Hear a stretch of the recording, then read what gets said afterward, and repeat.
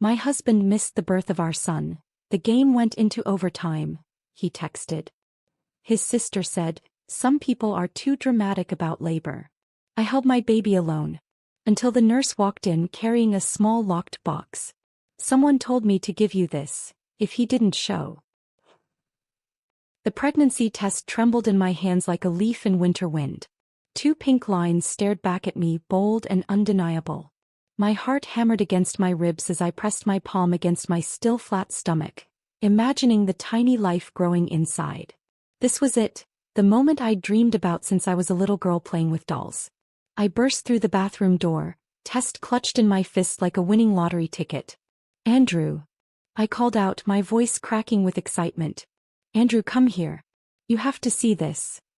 He looked up from his phone, annoyed at the interruption.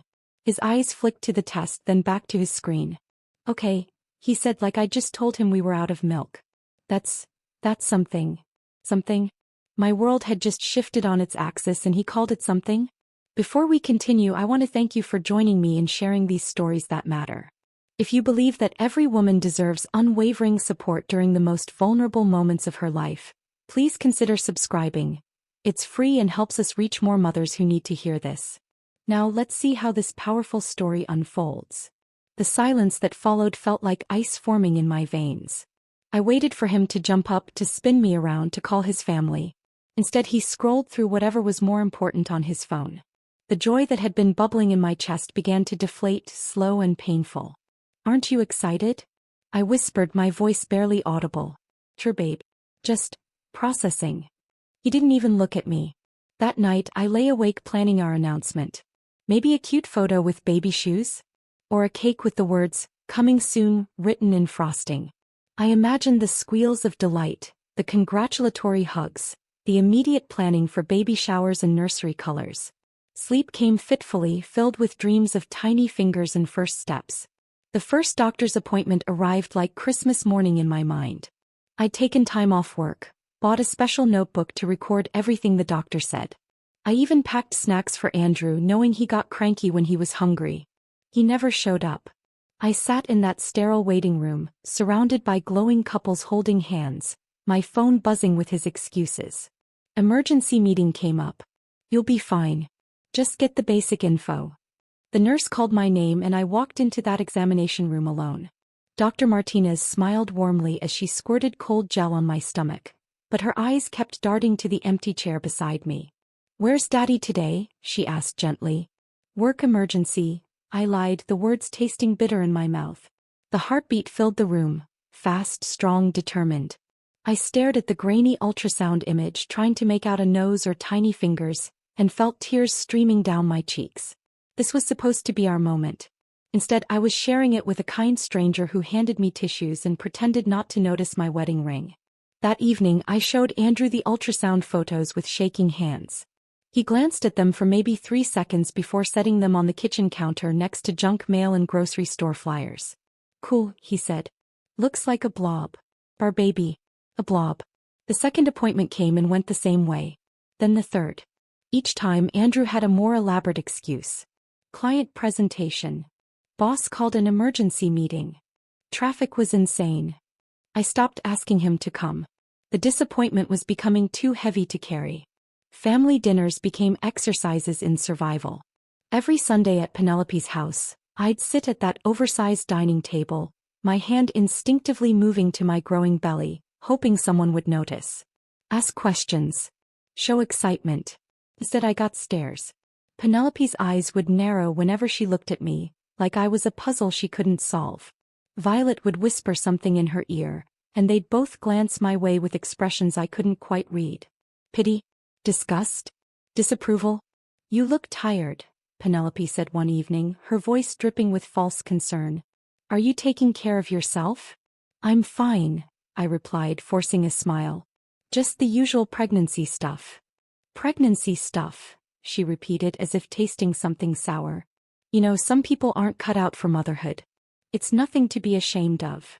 The words hit me like a physical blow. Violet nodded sagely from across the table, her mouth forming a thin line of agreement.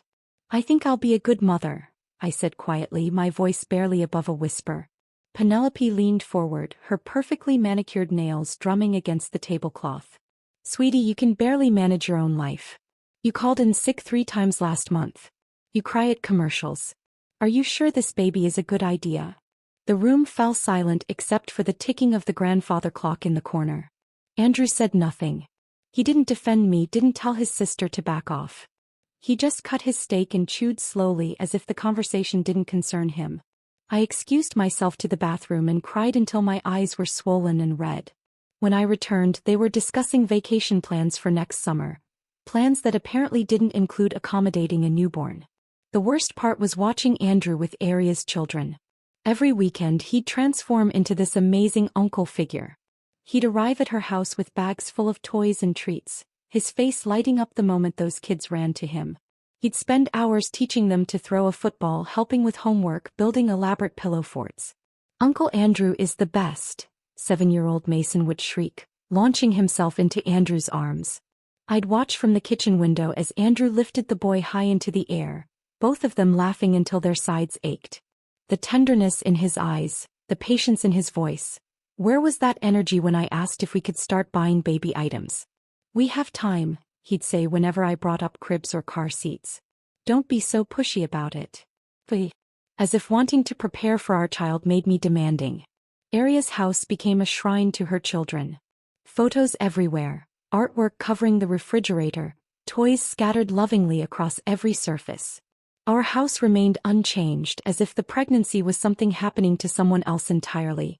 My own mother's reaction cut the deepest. I'd expected her to be thrilled about becoming a grandmother, to immediately start knitting blankets and planning celebrations. Instead, she treated my pregnancy like an inconvenient phase I was going through.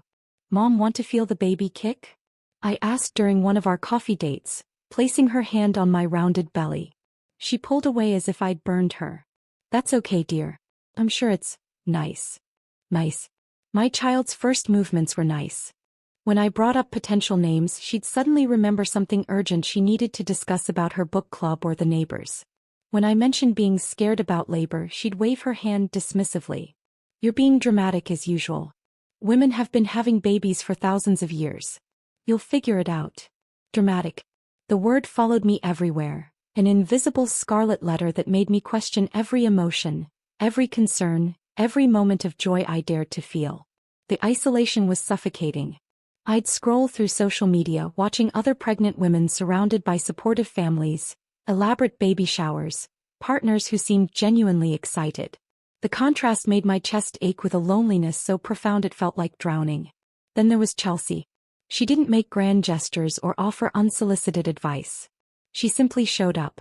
When I texted that I had another ultrasound appointment, she took time off work without being asked.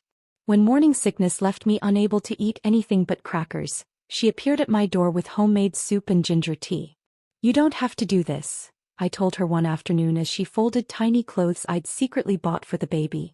I know, she said simply. I want to. She was the only one who asked how I was feeling and actually waited for an answer.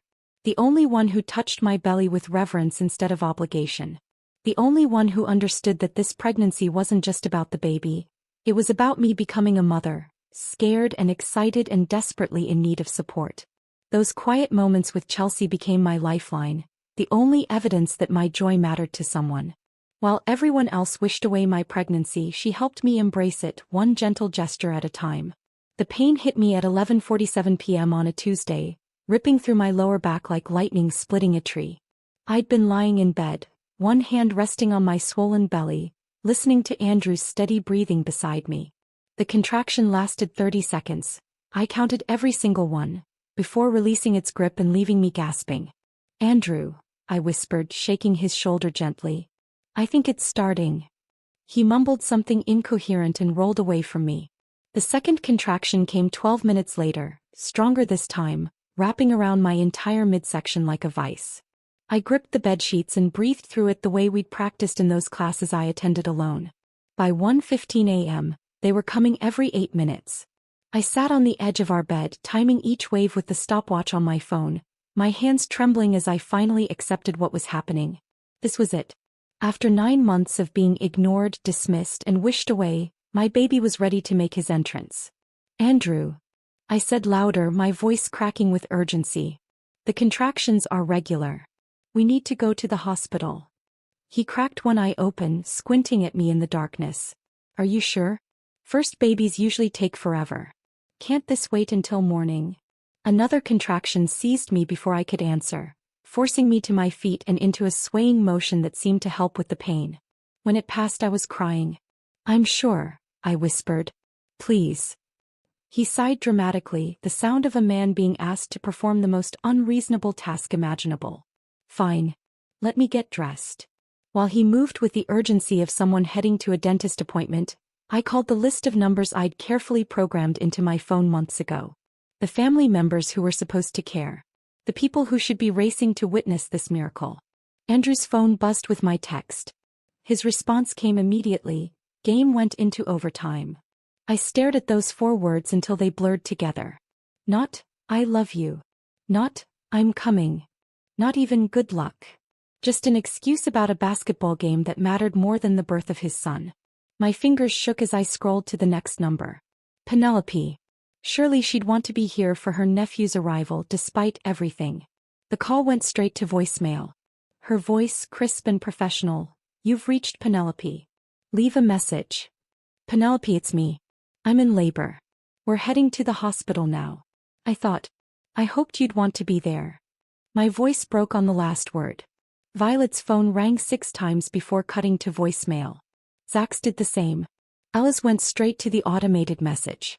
Even Arya, Andrew's sister who lived 20 minutes away, didn't answer.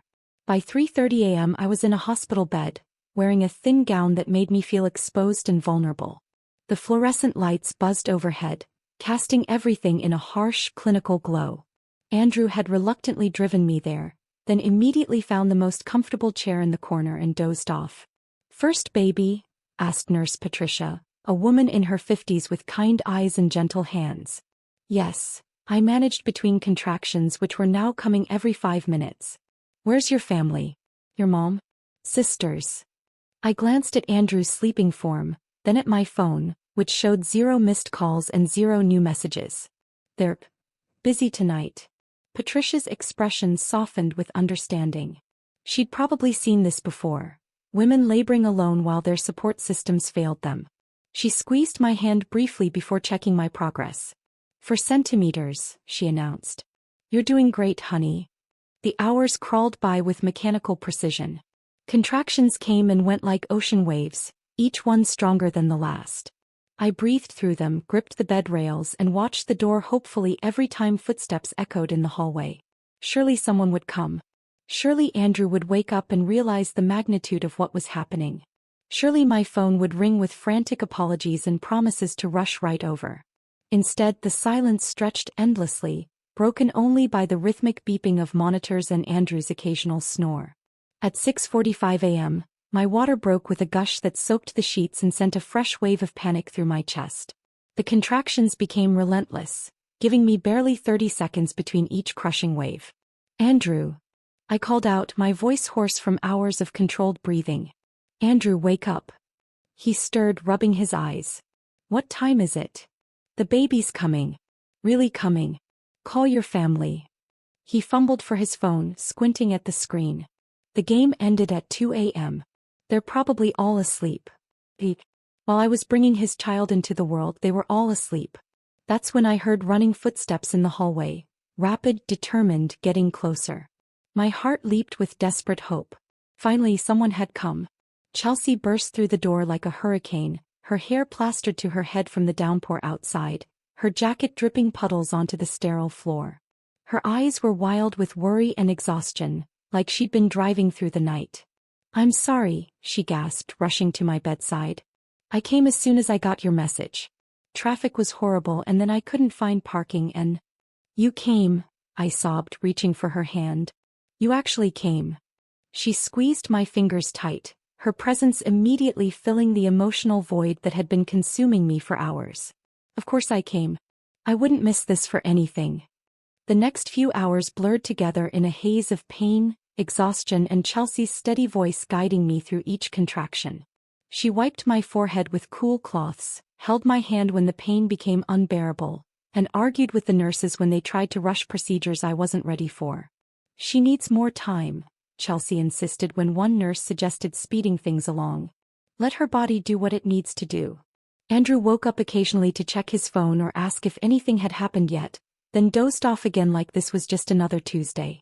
The contrast between his indifference and Chelsea's fierce advocacy became more stark with each passing hour. At 2:17 p.m. after 14 hours of labor, my son entered the world with a piercing cry that echoed off the hospital walls. Dr. Martinez placed him on my chest, this tiny perfect human being covered in vernix and blood, his eyes squeezed shut as he announced his arrival to anyone who would listen. I looked down at his wrinkled face, his impossibly small fingers, his shock of dark hair, and felt my heart break and heal simultaneously. He was beautiful. He was healthy. He was mine. But the delivery room, which should have been filled with cheers and congratulations and excited phone calls, contained only the medical staff, one sleeping husband, and my best friend who was crying almost as hard as I was. "What's his name?" Nurse Patricia asked gently, preparing the birth certificate.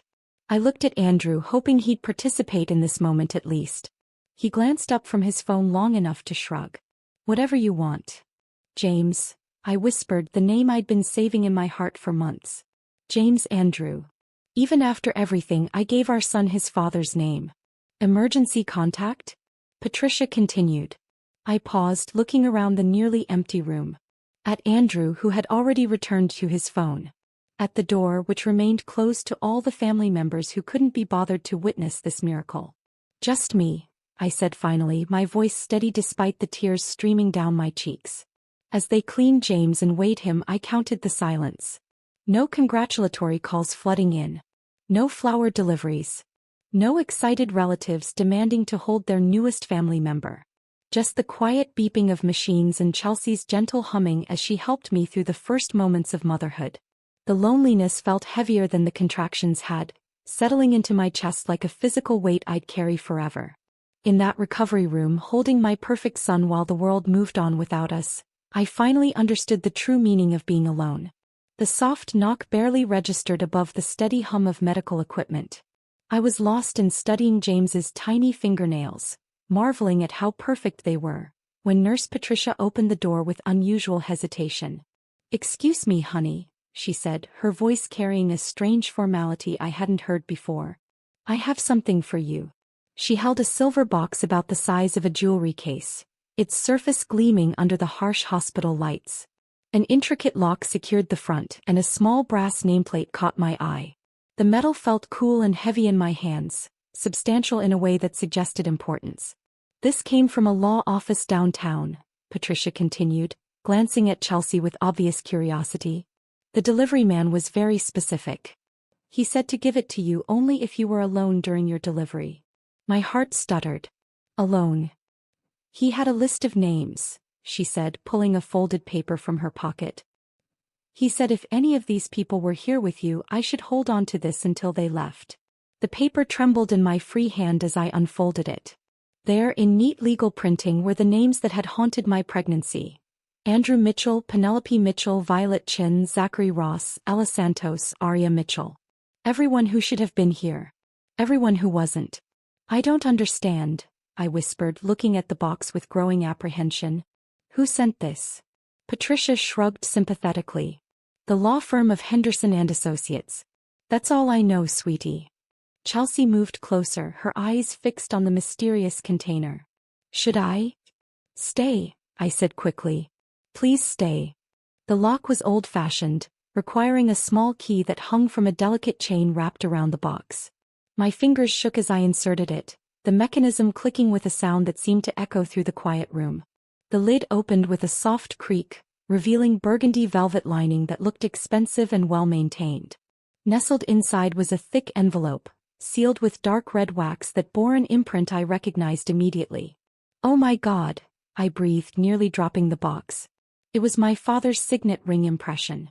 The one he'd worn every day of my childhood, the one I'd played with during long car rides, the one that had been buried with him 6 weeks ago.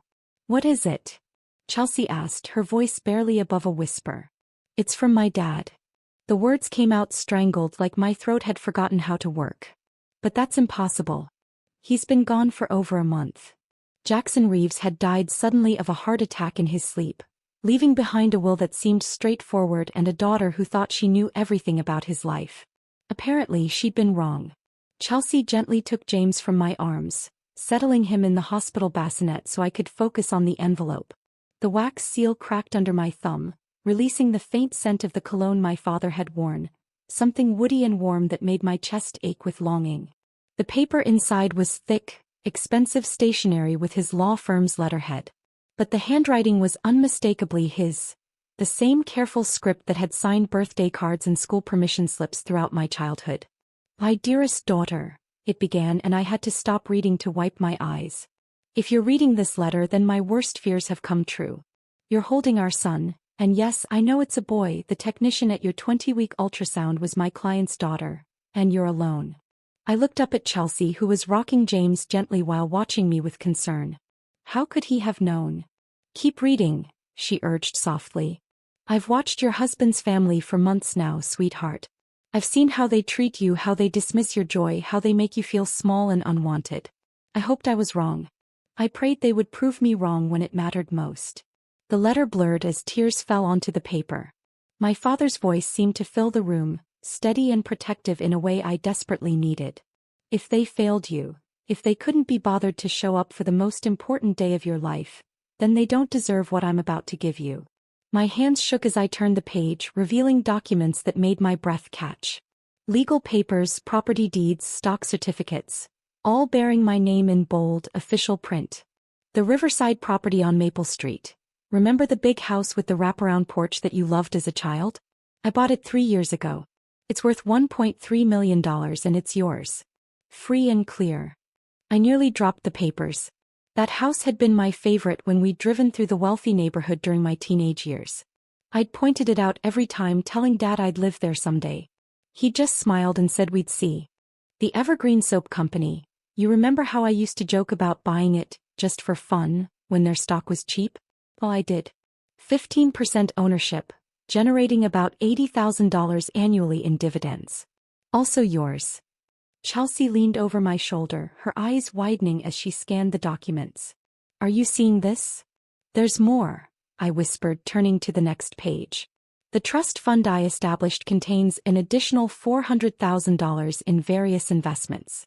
Your mother never knew about any of this. I wanted to protect these assets for you specifically. I thought about all the times I'd worried about money during my pregnancy, all the stress about how we'd afford childcare and baby supplies. Meanwhile, my father had been quietly building a fortune to secure my future. But here's the most important part, sweetheart. Anyone who abandoned you during your labor, anyone who proved they cared more about their own convenience than your well-being, is permanently excluded from benefiting from these assets." The next page contained a detailed list.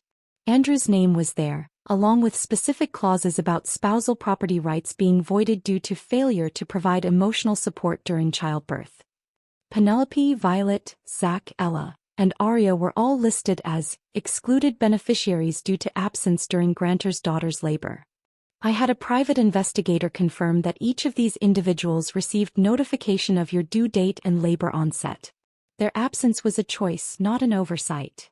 I looked at Chelsea, who was staring at the papers with her mouth slightly open. "He thought of everything.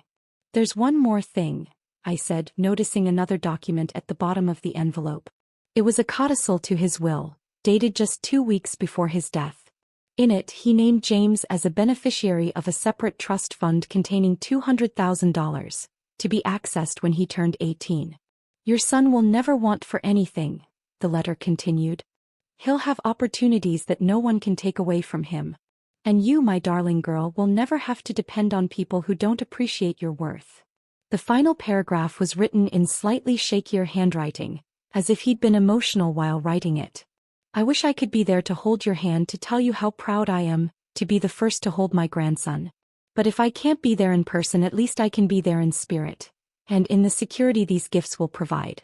You are stronger than you know, braver than you believe, and more loved than they ever made you feel. Your father always, Jackson." I pressed the letter to my chest and sobbed, deep, wrenching sobs that came from a place of grief and gratitude and overwhelming love. My father had seen what I couldn't see, had protected me in ways I never could have imagined.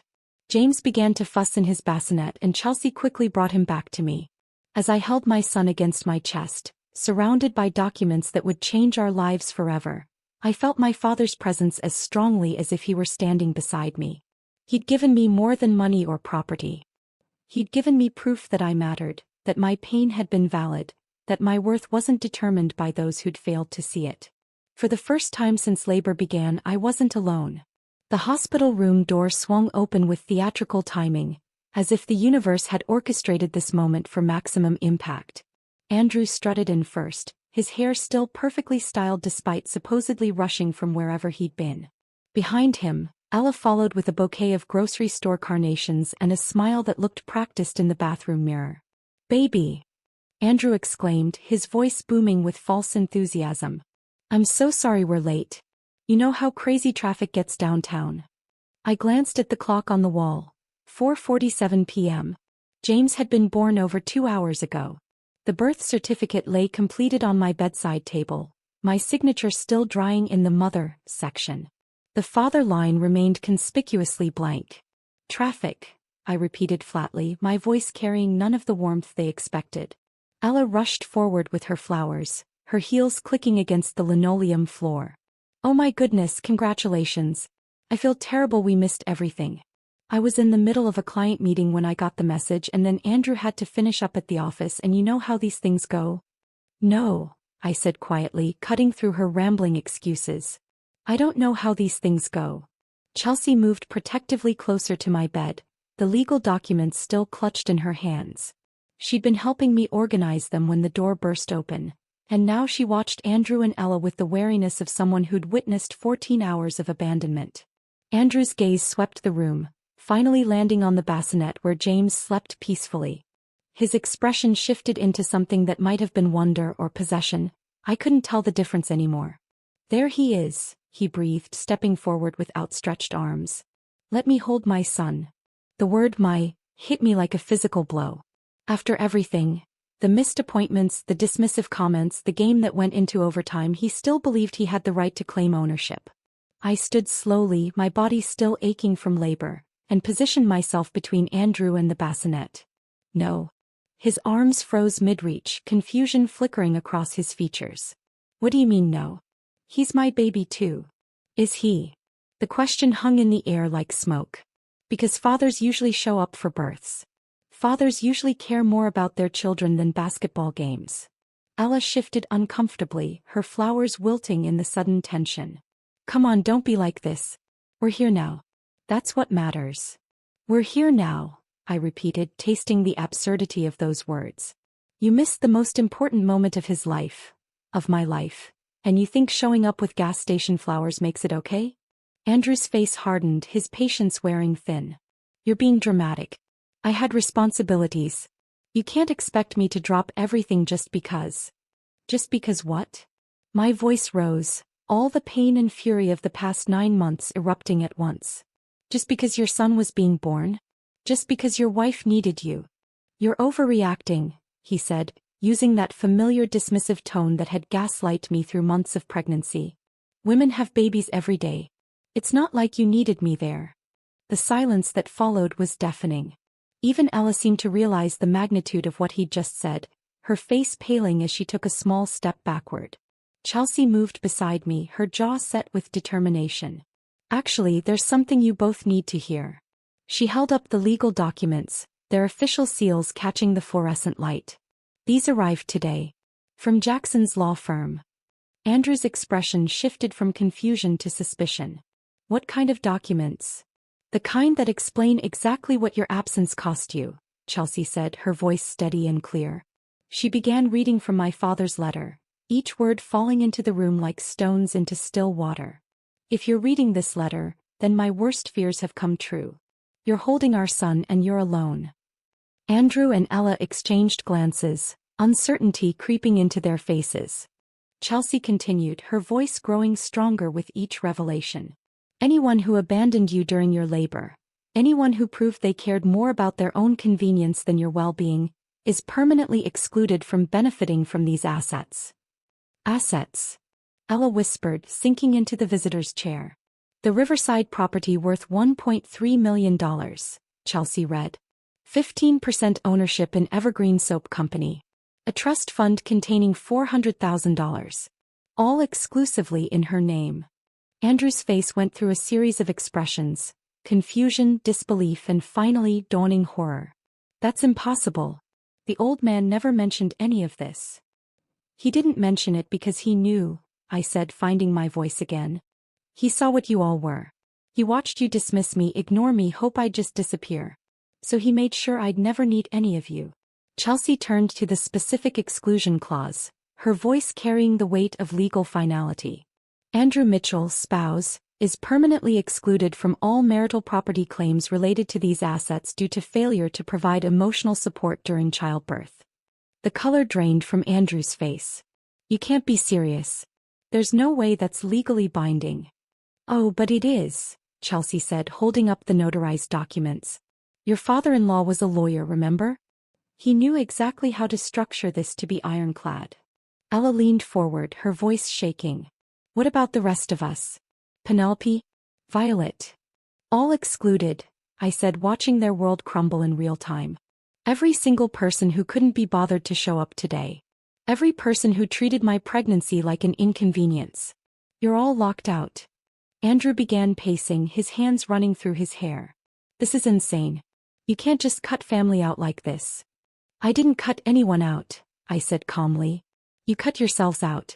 Every missed appointment, every dismissive comment, every time you made me feel like I was asking too much for basic support, you were writing your own exclusion. The implications began hitting them in waves. Andrew realized that his dreams of financial security had just evaporated. Ella understood that her family's expectations of inheritance were gone. The baby they'd all hoped would disappear was now the heir to a fortune they'd never known existed. The property, Andrew stammered. The company shares. That's generational wealth. Yes, I agreed. James's generation. Ella tried one more desperate appeal. Surely there's some way to contest this. Family court's favor. Nothing, Chelsea interrupted, consulting the documents. The trust is specifically designed to prevent any legal challenges. Your father-in-law spent months with estate attorneys making this bulletproof. Andrew slumped against the wall, the weight of his choices finally crushing him. For 9 months he'd treated my pregnancy like a burden, my needs like demands, my fears like drama. Now, staring at the legal proof of his father-in-law's protection, he understood the true cost of his indifference. All you had to do was be here, I said softly. All any of you had to do was care enough to show up. The room fell silent except for James's soft breathing and the distant sounds of hospital life. Andrew opened his mouth to speak, then closed it, apparently realizing there were no words that could undo the past 14 hours. Ella stared at her wilted flowers, understanding finally that her excuses and apologies were worthless currency in this new reality. For the first time in months, the silence belonged to me. It wasn't the lonely quiet of abandonment. It was the powerful silence of justice served, of protection activated, of a father's love reaching beyond death to shield his daughter from those who had never deserved her. The game had indeed gone into overtime. But this time I had won. The hospital room had fallen into an uncomfortable stillness, with Andrew slumped against the wall and Ella clutching her wilted flowers like a life preserver. I was carefully placing the legal documents back into the silver box when Chelsea's fingers caught on something unusual. Wait, she murmured, her brow furrowing as she examined the box's interior. There's something else here. Her fingertips traced along the burgundy velvet lining, finding a slight bulge near the corner. With gentle pressure, she managed to peel back a hidden flap in the fabric, revealing a secret compartment my father had designed with the precision of someone who understood the importance of insurance. What is it? I asked, though part of me already dreaded the answer. Chelsea extracted a slim envelope, much smaller than the first, with no identifying marks or legal seals. Just plain white paper that felt somehow heavier than the million-dollar documents we'd just finished reading. There's more, she whispered, her voice carrying a mixture of curiosity and apprehension. Andrew straightened against the wall, his attention suddenly sharp. More what?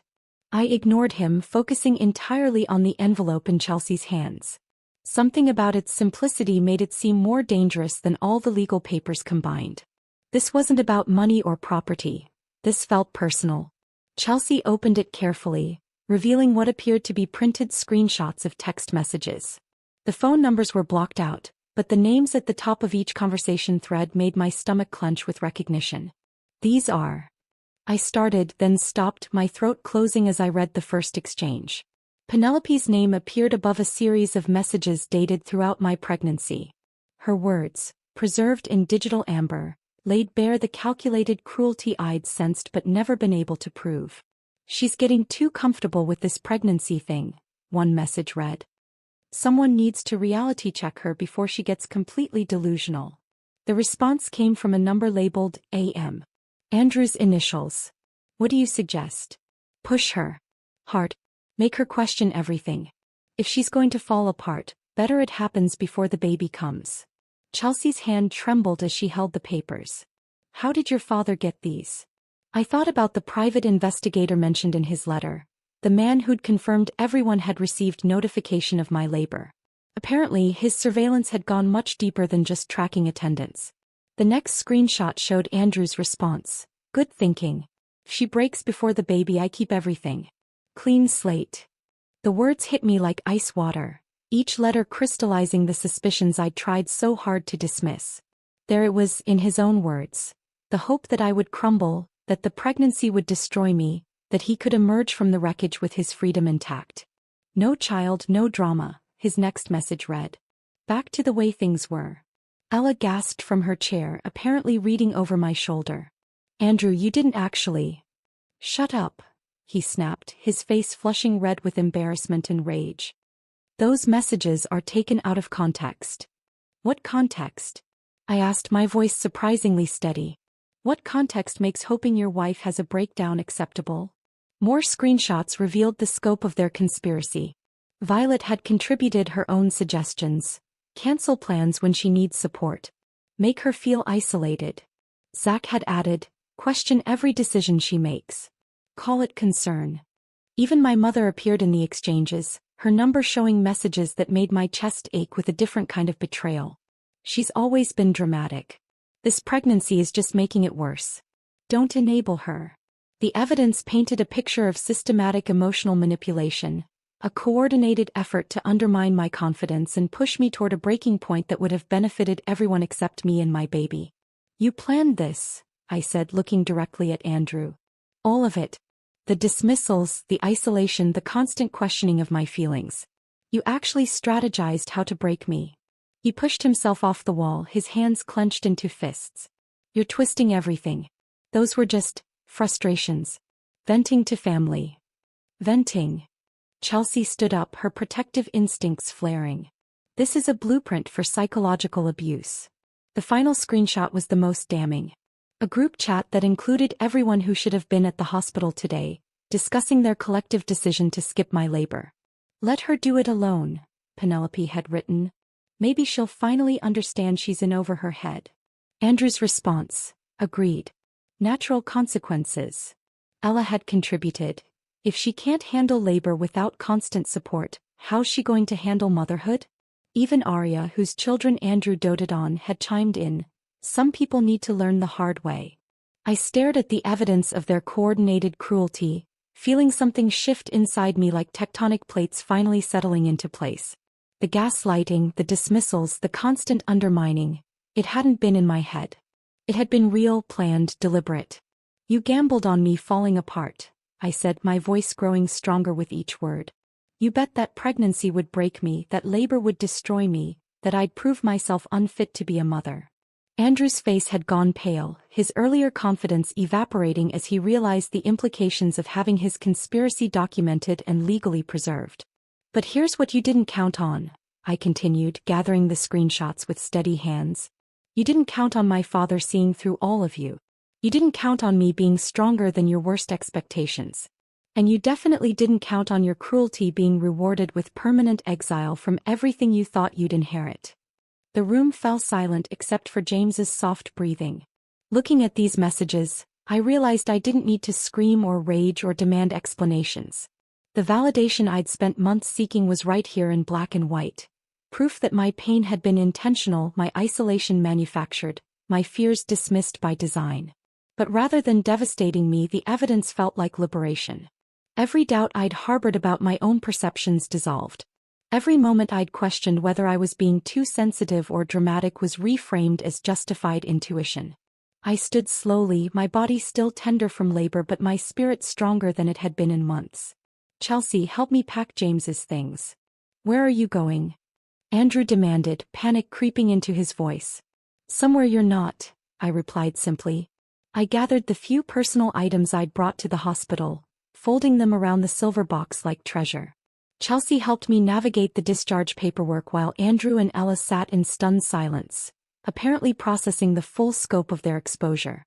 As I prepared to leave, cradling James against my chest, I looked back at Andrew one final time. He sat slouched in the visitor's chair, his phone dangling uselessly in his hands, the same device he'd used to coordinate my emotional destruction. "The house keys," I said, extending my hand. "What?" "My father's property. My name on the deed.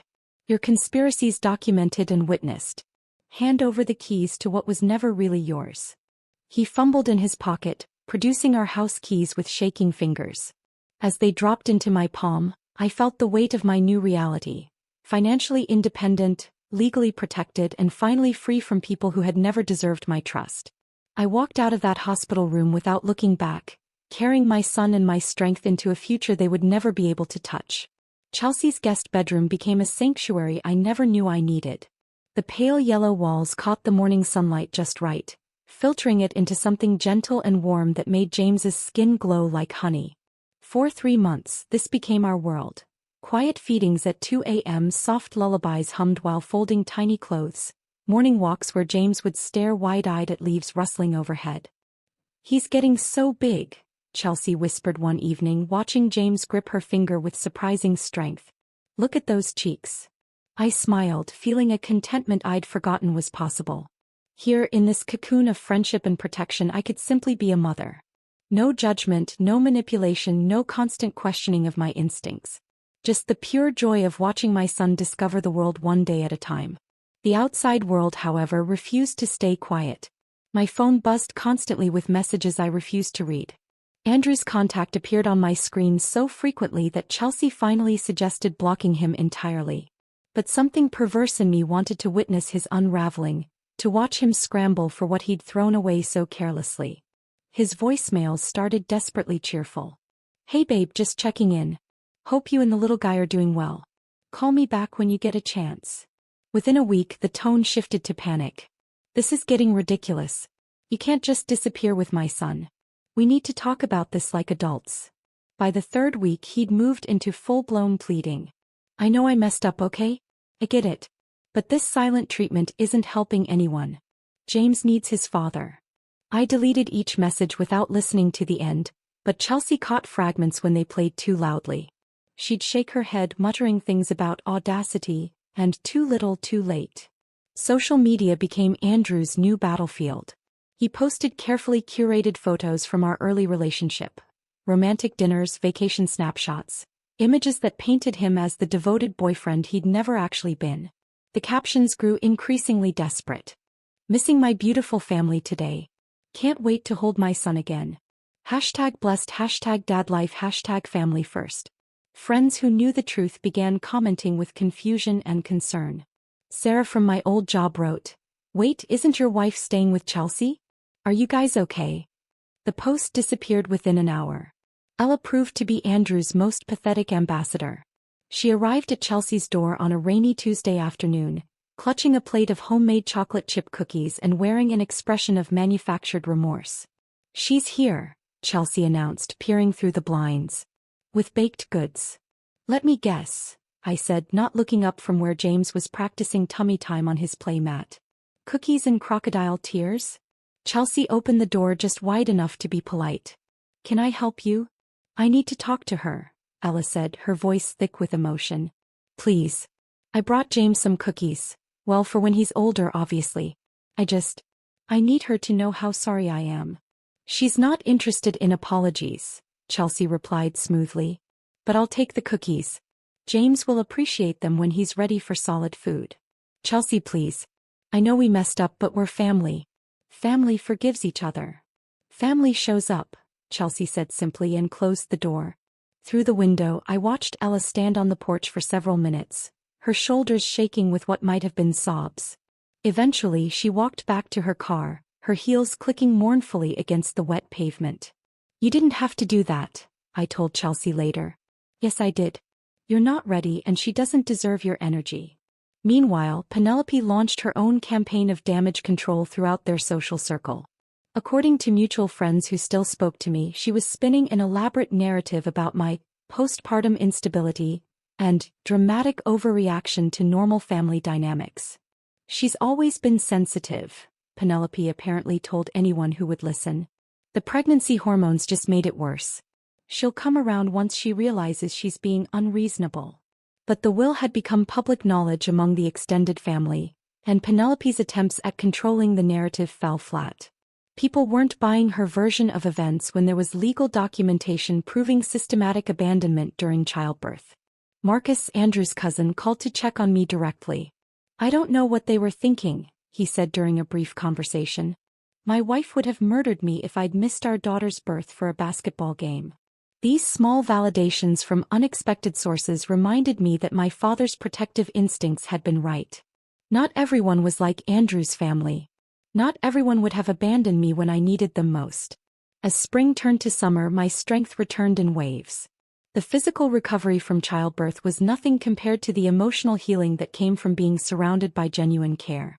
James thrived in the peaceful environment, his smiles coming earlier and more frequently than the baby books predicted. I think it's time, I told Chelsea one morning in July, watching James giggle at his reflection in a mirror toy. Time for what? To go home. Chelsea studied my face carefully. Are you sure? You can stay here as long as you need. I know. But it's my house now. My father's house. I shouldn't let them keep me away from what belongs to me and James. The decision felt right in a way that surprised me. I wasn't running back because I'd forgiven them or because I needed them. I was returning because I was ready to claim my space as the woman I'd become. Financially independent, emotionally strong, and completely clear about my own worth. The morning of our return, I dressed James in the outfit my father would have loved. A tiny button-down shirt with small sailboats printed on it. I put on my favorite sundress, the one that made me feel confident and beautiful, and drove to the house with Chelsea following behind for moral support. Andrew's car was in the driveway. Of course it was. He'd probably been monitoring Chelsea's house, waiting for signs of our return. I walked through the front door like I was stepping onto my own land because the deed was in my name, the mortgage paid in full by my father's planning, every legal document confirming my ownership. Andrew stood in the living room, his clothes wrinkled like he'd been sleeping in them. His eyes were red-rimmed and desperate, his usual confidence completely absent. He opened his mouth to speak, then seemed to think better of it. Words had gotten him into this mess. Maybe he was finally learning their limitations. Ella appeared from the kitchen, tears already streaming down her face. I'm so sorry, she began, but I held up my hand. I'm not here for apologies, I said calmly. I'm here because this is my home. The dynamic shift was immediate and unmistakable. Andrew, who had spent months dismissing my needs, suddenly hung on my every word. Ella, who had criticized my readiness for motherhood, now offered to help with anything I needed. I could make dinner, Andrew suggested hesitantly. Whatever you want. Laundry needs to be done, Ella added quickly. I could take care of that. I looked at them both, these people who had conspired to break me, now desperate to serve me, and felt nothing but cool detachment. Their panic wasn't my responsibility. Their regret wasn't my burden to ease. Fine, I said simply, settling into my favorite chair with James on my lap. From that day forward, the house operated by new rules. Rules I didn't need to state because my father's will had stated them clearly enough. Andrew cooked meals and cleaned dishes without being asked. Ella folded laundry and organized closets as if seeking absolution through domestic service. Penelope stopped visiting entirely after her first awkward encounter with the new reality. She'd swept in with her usual commanding presence, only to be met with my complete indifference to her opinions. You can't keep this up forever, she'd said. This cold shoulder act isn't sustainable. I'm not acting, I'd replied, not looking up from feeding James. This is just who I am now. She'd left within 10 minutes and hadn't returned since. Now James crawls across floors that belong to us both. He'll grow up in this house knowing he's the heir to his grandfather's love and protection. He'll never doubt his worth or question whether he deserves to take up space. Me. I don't ask for respect anymore. I carry it with me like armor my father forged from his own wisdom. The silence that once isolated me now empowers me, a quiet strength that speaks louder than their desperate attempts at redemption ever could. If this story of justice and empowerment had you on the edge of your seat, hit that like button right now. My favorite part was when the mysterious silver box revealed her father's protective plan, changing everything in an instant. What was your favorite moment? Drop it in the comments below. Don't miss more incredible stories like this. Subscribe and hit that notification bell so you never miss an upload.